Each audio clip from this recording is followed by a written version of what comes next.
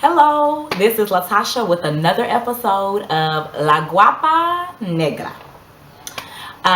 Today I will be talking about on black and being abroad. Before I get into the points I want to make, I have a few things to say. Foremost, as you can tell, I'm outside somewhat. I am on my balcony. I wanted to take advantage of, or aprovechar, take advantage of the beautiful day. But as you may know, with being outside, there comes noise. So please excuse any people talking, cars passing by, or dogs you may hear bark. Number two, as I know you all already know, with in the United States, there is a lot of racial tension happening right now with the Baltimore race riots.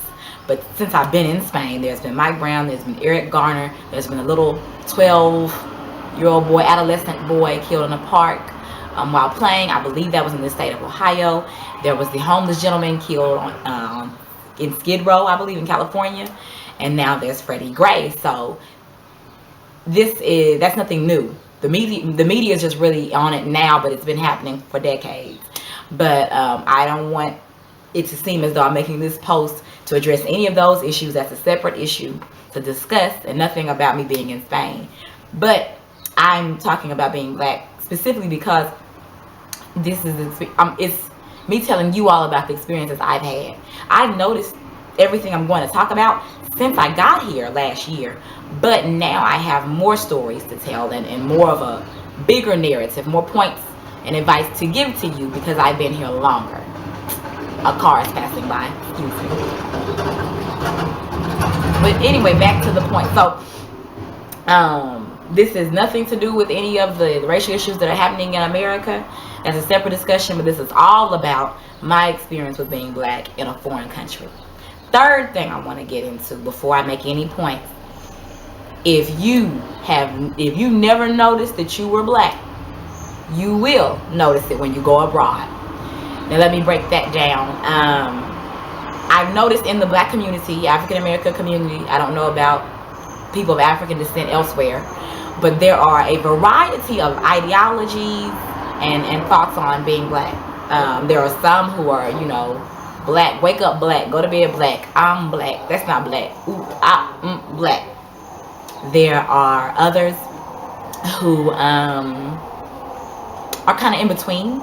They know their ethnicity and they know what comes along with that, what burden they must bear in American society, but they're not very vocal about it. So they're knowledgeable but not vocal or radical. Then there are some who, what I would say signifies oblivious, but I won't get into putting labels on things, but just people who don't think about it. I'm just a human, blah blah blah blah, and that's fine. You are who you are. Your background has really made you have a certain way of thinking, and I'm not knocking it. But for all of the types I just mentioned, you will notice that you are black or African American, whichever one you want to use, when you're overseas. That's a family on some horses. I live in not a rural area, but it's a town. And so you can see a tractor coming down the street just as fast as you'll see a bicycle or a regular car. So yeah, you can't see them from here. But anyway. All right, so now into the 3 points. Not 3, 5 points. Number 1, if you are considering going abroad, be prepared to stand out because you will get stares. And they're not all like, what's she or he doing here? You don't belong here. It's just stares of intrigue.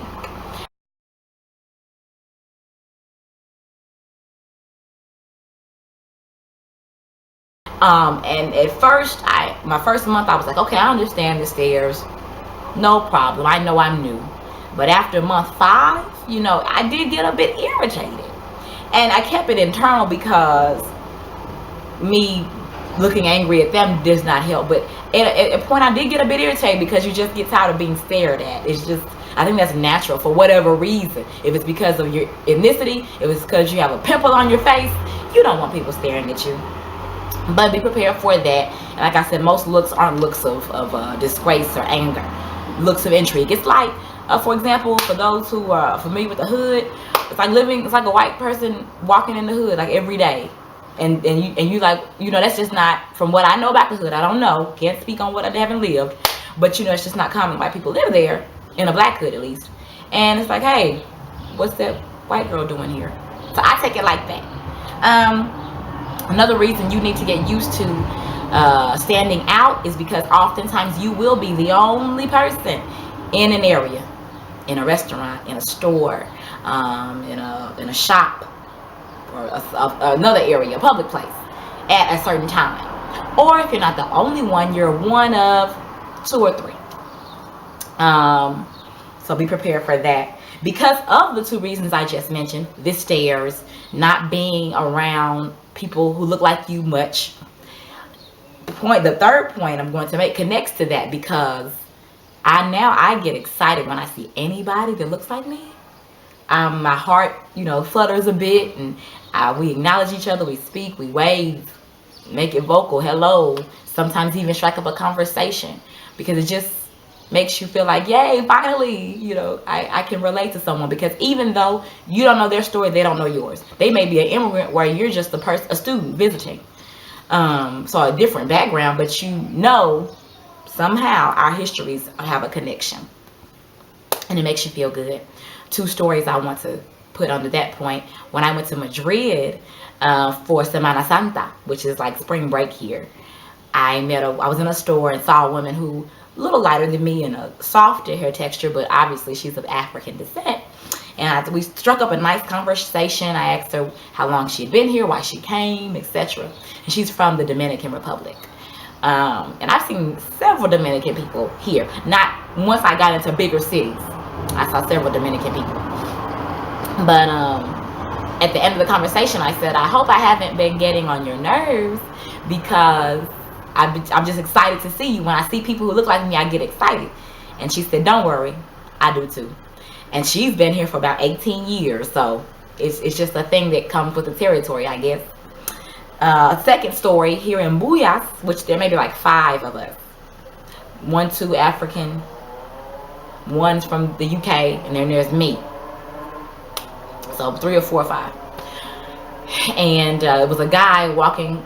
I was walking on the street. We passed each other, struck up a brief conversation. He asked me how long I'd been here, and I had been here for about 6 or 7 months. And he was shocked because he hadn't seen me at all. And he told me, well, make sure you speak and stop by where I work, because you're my sister. And I thought that was very sweet, because he's straight from Africa and I'm by way of the US. So, but still, for him to call me a sister, I felt that was rather kind, that he had this sense of community and that connection. Point number 2, be prepared for offensive images. It's not just in the US, which I don't know if I was even thought about it. I guess maybe before I even assumed it was just there, but it's probably many places we don't expect. Now, I don't think they're everywhere. When I was in Costa Rica, I lived there for a month. I didn't see any offensive images towards black people or people of African descent, but I have here. So, number 1, I saw a KKK costume. Yes, Ku Klux Klan costume.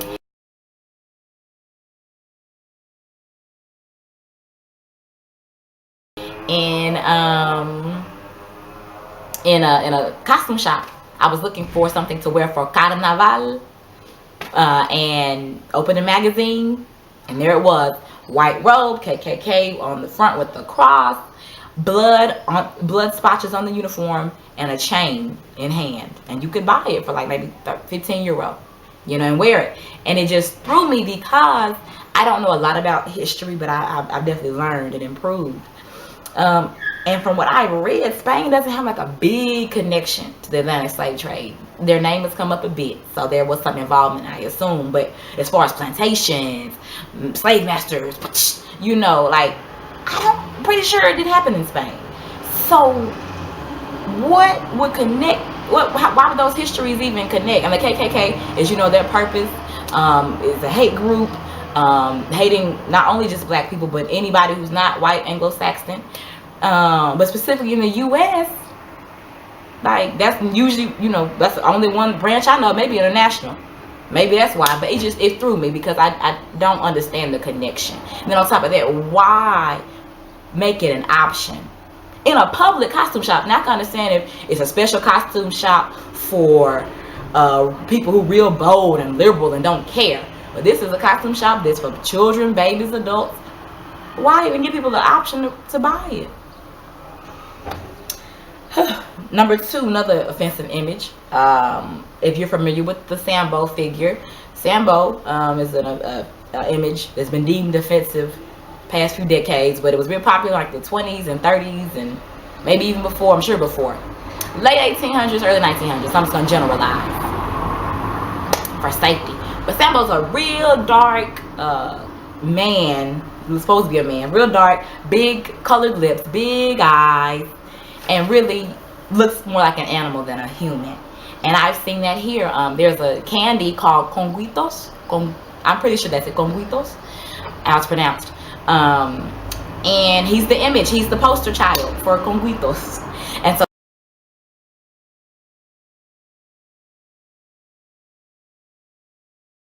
that's even starting with children planting an image in their head kind of young. But they may not even think about it. I don't know. But yeah, so he's everywhere. Candy shops, grocery stores. Very popular image. Number five, another point about the offensive images. I was watching television, and here, just like in the U.S., they have a lot of daytime shows. Some shows similar to Maury. Shows where they fight and argue. Shows with judges. And this was a regular daytime talk show with a group of people having conversation. So they put on a song. They love American music. They put on a song. It was by the Jackson 5. And then from the back, a man came out connected to 4 lifelike puppets. And it was 2 puppets, him, 2 puppets. And so he had on a fro and he had like paint so you could tell he was black. So like blackface. And then a vest like this old 70s Jackson. And he was dancing and moving, and I'm like, okay, that's neat. And the images were moving with him, and it took me like 3-5 minutes to get that they were supposed to be the Jackson 5. The images, the puppets were so black and dark and obviously not realistic that it just threw me when I realized. I'm like, oh, but they know we're not that dark. I don't understand. Number 3. Discrimination. I have not had any issues of discrimination. I've never been turned down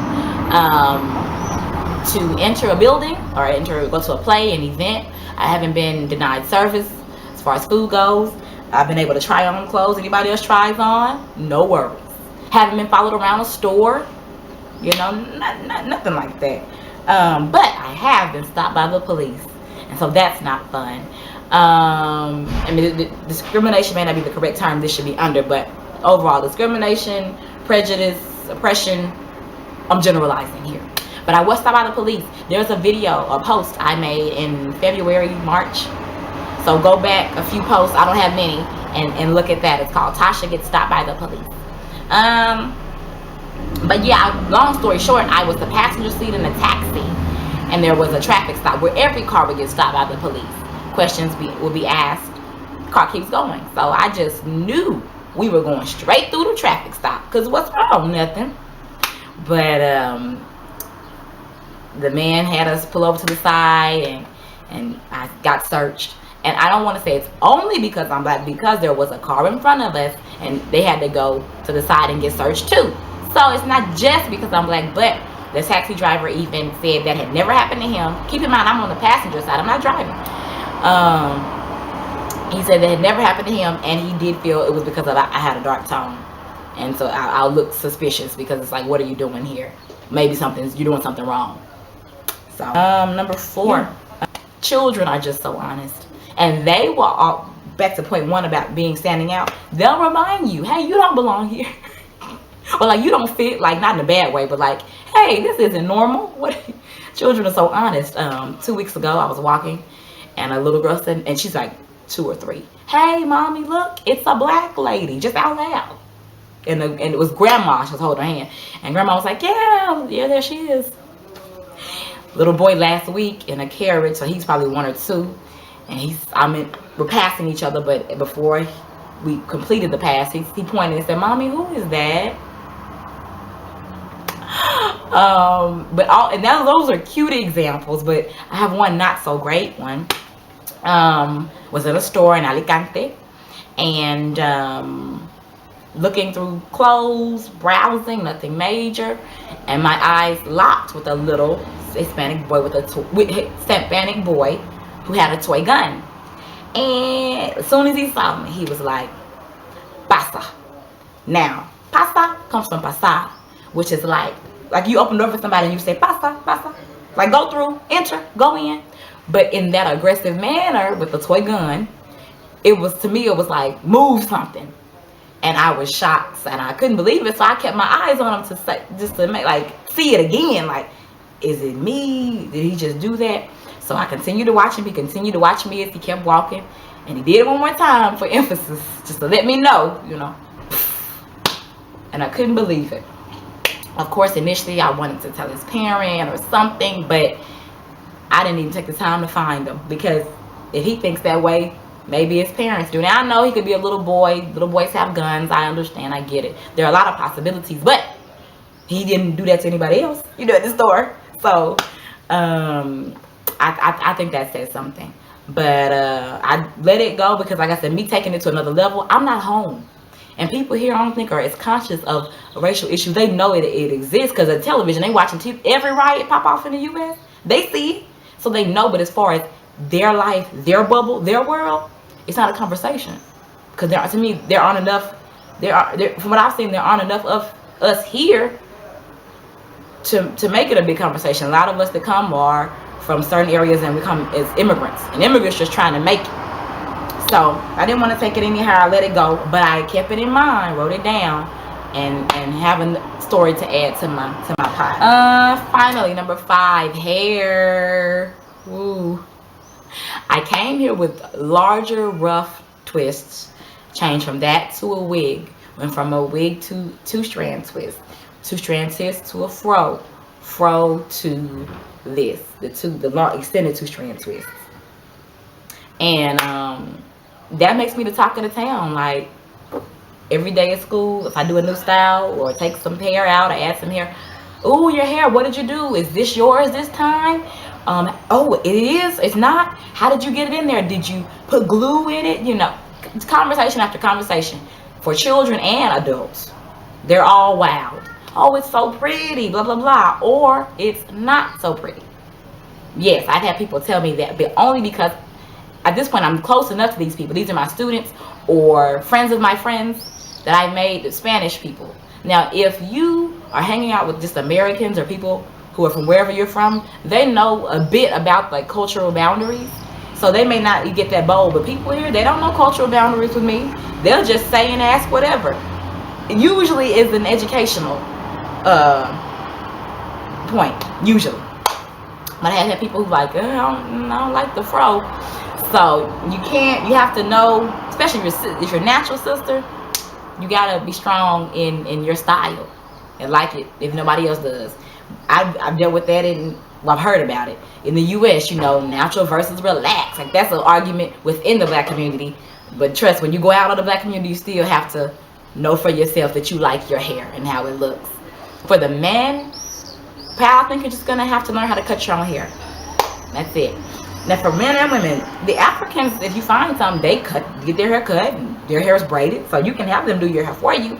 But depending on where you live, the nearest group of Africans may be an hour from you. Who knows? So I would just recommend men learn to do your own hair, and women too. Bring a wig or two, learn how to do the basics. And it doesn't have to be perfect. Like, you're abroad, so you're traveling. Unless you came abroad to look for love, you care how you look for pictures. But if these, I'm not a pro. I just put these in my head to make it work. So yeah, don't worry if I can't do it good enough. These people here don't even know when our hair is real and not, when it's not. So they not gonna look in your head. Oh yeah, this one you could have started a little lower. Your edge or whatever fade not right. Like, who? They don't know. But I hope you've enjoyed this post, guys. I hope it's been informative.